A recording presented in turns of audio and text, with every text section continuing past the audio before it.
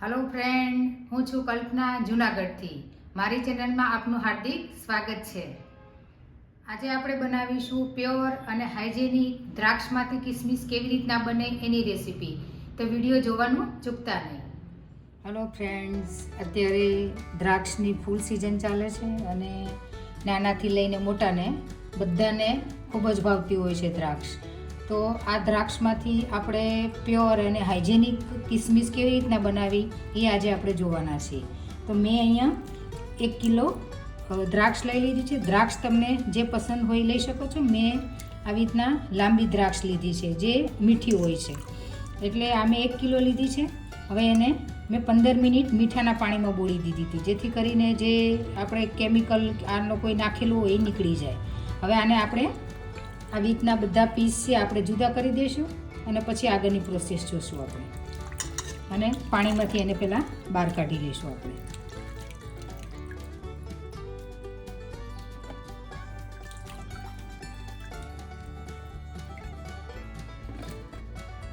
હવે આપણે દ્રાક્ષ છે એને આવી રીતના અલગ કરી દેવાની છે અને ખરાબ જે કોઈ પીસ હોય તો આપણે કાઢી લઈશું એને।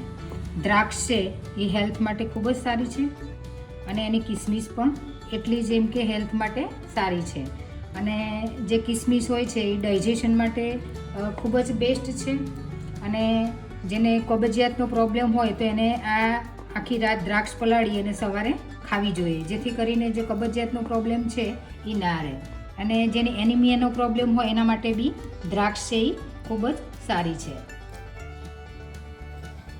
બધી જે દ્રાક્ષ છે એ મેં ખુલ્લી કરી નાખી છે, કાઢી નાખી છે ને ઓલા દાંડલામાંથી બધી। હવે એને આપણે સ્ટીમ કરવાના છે। ઘણા લોકો ઉકાળીને પણ કરતા હોય છે, પણ ઉકાળીને કરવામાં જે ન્યુટ્રિયન્ટ હોય છે એ નીકળી જતું હોય છે, એટલે આપણે એને સ્ટીમ જ કરવાની છે ફક્ત। તો આપણે એ કરી લઈશું। મારી પાસે આ ઇડલીનું સ્ટેન્ડ છે, એની અંદર આપણે સ્ટીમ કરીશું। તમે કોઈ બી જાળીવાળું વાસણ હોય એમાં પણ તમે સ્ટીમ કરી શકો છો। એટલે આપણે થોડી થોડી જે દ્રાક્ષ છે એ આની અંદર એડ કરતા જઈશું। ખરાબ હોય એ કાઢી નાખવો દાણો। આવી રીતના બધી દ્રાક્ષને આપણે ગોઠવી દઈશું। મેં બધી જ દ્રાક્ષ છે એ આની અંદર ઇડલીના સ્ટેન્ડની અંદર મૂકી દીધી છે અને મેં પાણી ગરમ કરવા પણ અહીંયા મૂકી દીધું છે। પાણી ગરમ થઈ ગયું છે એટલે આપણે આ સ્ટેન્ડ છે એ અંદર રાખી દઈશું અને 5 થી 7 મિનિટ આપણે એને સ્ટીમ કરીશું।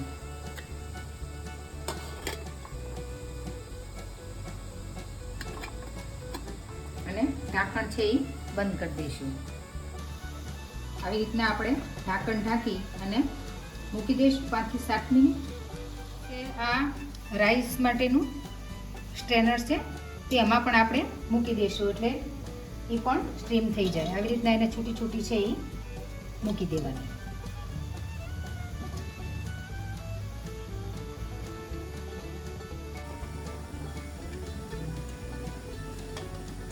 અહીંયા આવી રીતના મેં તપેલાની અંદર પાણી ગરમ કરવા મૂક્યું છે, એની ઉપર આપણે આ રાખી દઈશું, જેથી કરીને ડાયરેક્ટ છે એ પાણી એનું ના ચડે અને આપણે જે ન્યુટ્રિયન્ટ વેલ્યુ છે એ જળવાઈ રહે। હવે એને પણ આપણે ઢાંકણ ઢાંકી અને 5 થી 7 મિનિટ રહેવા દઈશું। આપણી જે દ્રાક્ષ સ્ટીમ કરવા મૂકી હતી એ થઈ ગઈ છે અને એને 1-1 મિનિટે ચેક કરવું। ઘણી વખત એવું થતું હોય કે વહેલી બફાઈ જતી હોય, તો એટલા માટે આપણે 1-1 મિનિટે ચેક કરવી। અને તમે જોઈ શકો છો કે આમ નજીકથી કે એની ક્રીઝ થઈ ગઈ છે ત્યાં સુધી જ આપણે એને સ્ટીમ કરવાની છે। તમે આ અને અગાઉની બાફેલા વગરની એ તમે સ્ટીમ કર્યા વગરની પણ જોઈ શકો છો। યલોઇશ કલર આવે એટલે સમજવાનું કે થઈ ગઈ છે। હવે આ બધી જે દ્રાક્ષ છે આપણે તમે પંખા નીચે પણ રાખી શકો છો અને તડકે પણ સૂકવી શકો છો। એટલે અમારે તડકો આવે છે એટલે હું તડકા ઉપર ત્યાં રાખીશ। તમારે જો તડકો ના આવતો તો તમે પંખા નીચે સૂકવી શકો છો।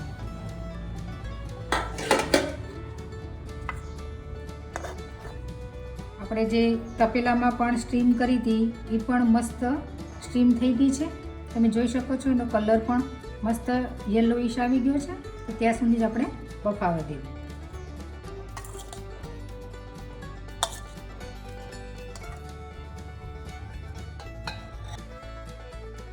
અહીંયા અમારે અગાસીમાં પોર્ચની અંદર તડકો આવે છે, ત્યાં સૂકવી દેશું. સરસ એક કોટનનું કપડું હોય ત્યાં છૂટી અને રાખી દેવી, જેથી કરીને જલ્દી સુકાઈ જાય. આવી રીતના બધી જ દ્રાક્ષ આપણે પોળી કરી લઈશું. અને જો ધૂળ આવતી હોય તો ઉપર કપડું છે એ ઢાંકી દેવું. આવી રીતના આપણે બધી દ્રાક્ષ છે એ સૂકવી દઈશું અને દરરોજ જોતા રહેશું કે કેટલી સુકાણી છે. એટલે અત્યારે આપણે મેં આ બપોરના 12:30 વાગે સૂકવી છે, એટલે કાલ પાછા આપણે ચેક કરીશું કે કેટલી સુકાણી છે. આપણે કાલે દ્રાક્ષ સૂકવી હતી 12:30, અત્યારે 12:30 થયા, એટલે એક દિવસ થઈ ગયો છે. અને તમે જોઈ જુઓ દ્રાક્ષ છે એ કિસમિસમાં એની પ્રોસેસ ચાલુ થઈ ગઈ છે અને રિંકલ પણ ઘણા બધા આવી ગયા છે, તમે જોઈ શકો છો. તો હજી આપણે 2 દિવસ રહેવા દઈશું, ત્યાં આપણી કિસમિસ છે એ રેડી થઈ જશે. આપણે જે 3 દિવસ જે દ્રાક્ષ સૂકવી હતી એની કિસમિસ બનીને રેડી થઈ ગઈ છે. તમને એક નજીકથી બી બતાવું, તમે જોઈ શકો છો એકદમ મસ્ત આપણી કિસમિસ બની છે. તોડીને બી બતાવું, બજારમાં મળે એવી જ આપણી કિસમિસ ઘરે પણ તૈયાર થઈ શકે છે. અને આ 1 કિલો દ્રાક્ષની અંદરથી મારા 150 ગ્રામ જે છે એ કિસમિસ બની છે. એટલે પ્યોર બી છે, હાઇજેનિક બી છે અને ઘણી બધી સસ્તી પણ આપણને પડે છે. જ્યારે દ્રાક્ષની સિઝન હોય અને સસ્તી મળતી હોય ત્યારે આપણે લઈ લઈએ તો ઘણી બધી આપણને સસ્તી પડે છે. અને નાનાથી લઈ અને મોટા બધાને કિસમિસ ભાવતી હોય છે. અને આની અંદર સારામાં સારું પોટેશિયમ હોય છે, એટલે કે બીપીને કંટ્રોલ કરવામાં મદદ કરે છે, કોલેસ્ટ્રોલને કંટ્રોલ કરવામાં મદદ કરે છે. એટલે હેલ્થ બેનિફિટ ઘણા બધા છે આના. આપણે પલાળીને પણ આને ખાતા હોઈએ છીએ અને દરેક સ્વીટની અંદર પણ આનો યુઝ થતો હોય છે ફ્રેન્ડ્સ. તો આ કિસમિસ તમે પણ એક વખત ઘરે બનાવીને ટ્રાય કરી જો, બહુ જ સરસ બને છે અને બધાને ખૂબ જ ભાવશે. તો જો આ વિડીયો તમને સારો લાગ્યો હોય તો તમે ફ્રેન્ડ્સ અને ફેમિલીમાં જરૂરથી શેર કરજો ફ્રેન્ડ્સ. અને સબસ્ક્રાઈબ કરવાનું ભૂલતા નહીં, કારણ કે તમારું સબસ્ક્રાઈબ છે એ અમને ઘણું બધું મોટિવેશન આપે છે ફ્રેન્ડ્સ. તો તમે જોઈ શકો છો કે આપણી સરસ મજાની કિસમિસ રેડી થઈ ગઈ છે. તો તમે પણ આ સિઝનની અંદર બનાવીને એન્જોય કરો. તો મળીએ નેક્સ્ટ વિડીયોમાં. ત્યાં સુધી બધા ફ્રેન્ડને જય શ્રી કૃષ્ણ. મારી રેસીપી જો તમને સારી લાગે તો મારી ચેનલને લાઈક, શેર અને સબસ્ક્રાઈબ કરવાનું ભૂલતા નહીં. Thank you.